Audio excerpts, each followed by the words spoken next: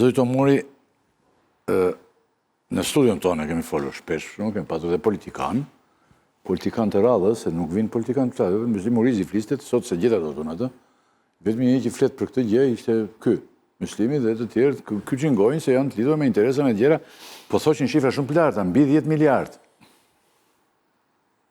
Po mund të thonë edhe 20. Mund të thonë të. Së ndodhë gjë, prap. Nuk ndodhë. Afërsisht sa është kjo? Shko, unë nuk dita ndaj atë.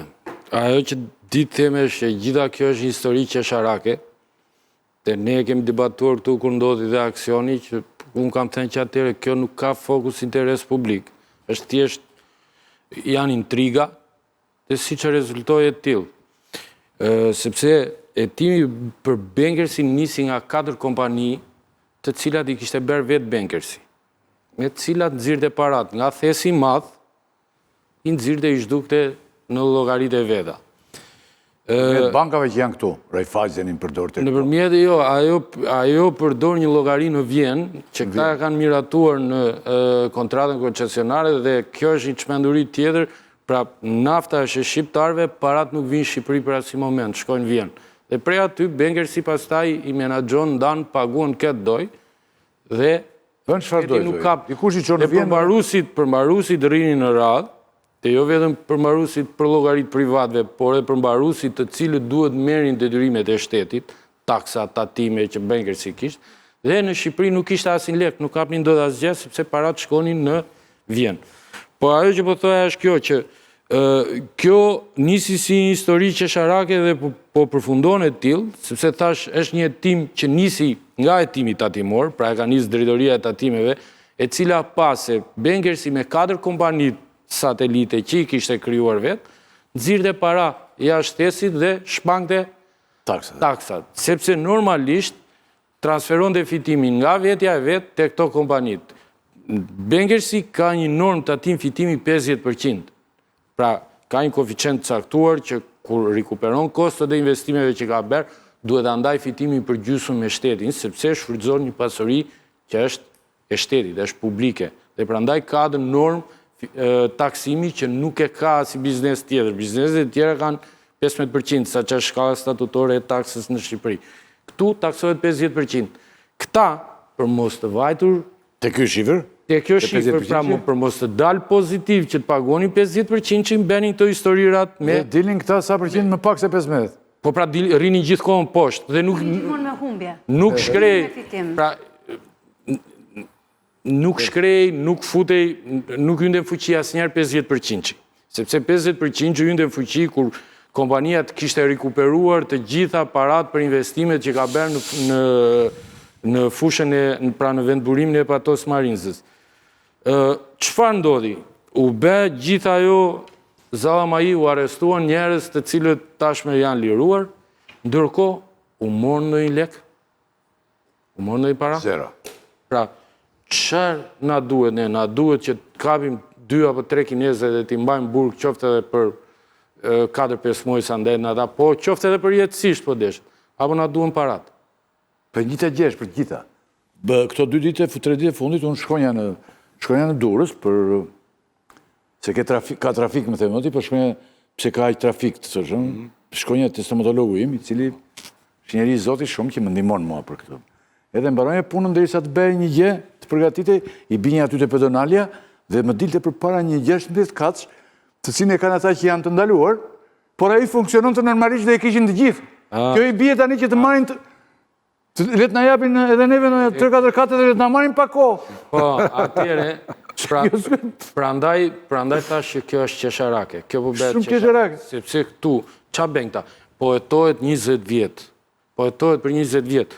Ndërkohë që ato që këta kanë zbuluar, që ata kanë bërë, vazhdojnë bëhen dhe sot. Vazhdojnë njësoj skema. Dhe nuk është vetëm këtu, vazhdojnë pothuajse në çdo hetim.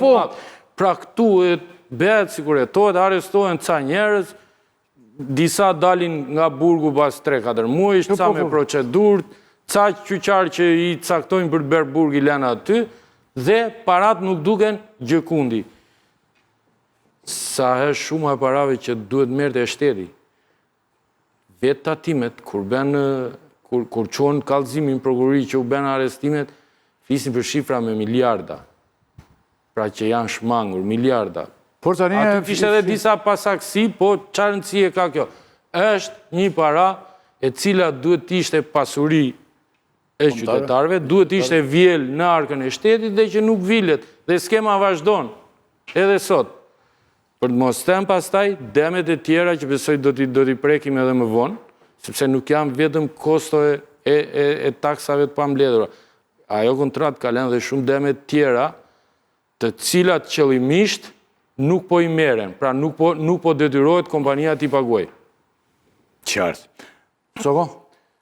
Po, ta mbajtur në një frymë ekspertize se ti i njeh mjaft mirë këtë pjesë për shkak edhe të mënyrës të punës që kanë pasur. Punës që ke patur. Pra, ideja është që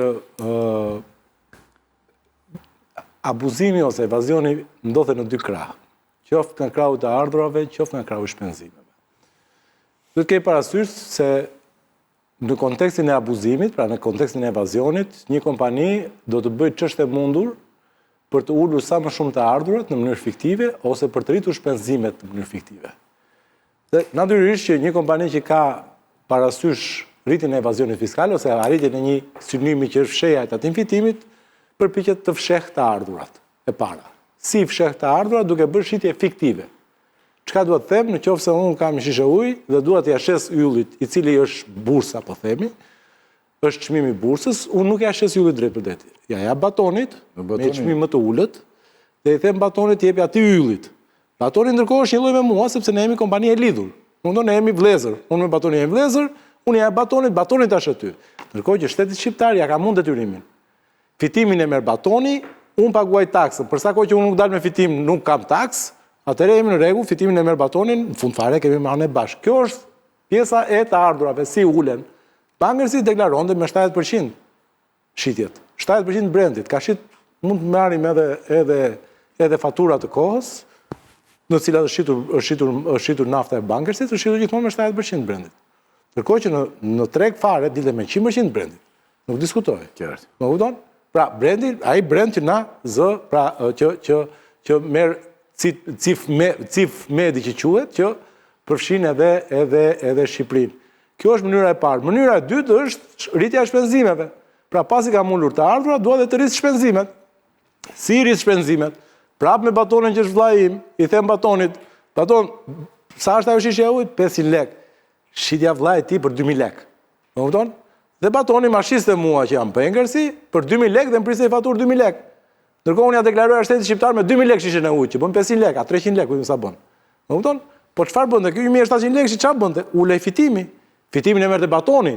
Nuk diskutohet, po batoni s'ka 50% atim fitimi sa çka mund. Batoni 10%, 15%. 10 atëherë, 15 tani.